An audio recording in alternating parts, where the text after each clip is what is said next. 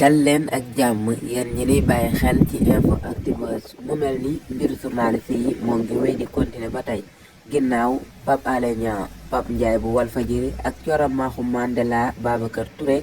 moom ki nga xamante ni moo di Serigne Saliou Gueye nekk foofee ci Sen TV di chroniqueur boo xamante ne buy faral di yëkkati ay kàddu di ko jëme ci taxawaayu réew mi ak it li nga xamante ni leen jàppee lii di askanu Sénégal te jaarul yoon moom ki nga xamante ni moo di Serigne Saliou Gueye ba tey nekk directeuru këru taskatu xibaar bi di yor muy xamle ni kat jot na benn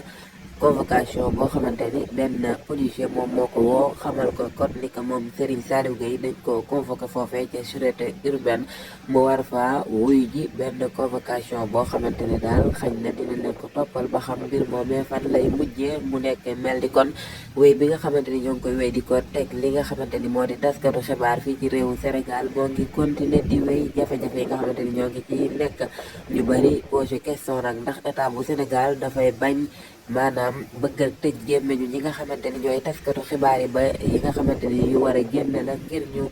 askan wi am droit de l'information maanaam askan wi am maanaam kenn ku ne am droit ngir jot li nga xamante ni moo di information est-ce que loolu la état du Sénégal bëgg a fexe ba dal di koy xañ li nga xamante ni moo di askanu Sénégal ba képp koo xamante ni am nga benn taxawaay rek ñu convoqué la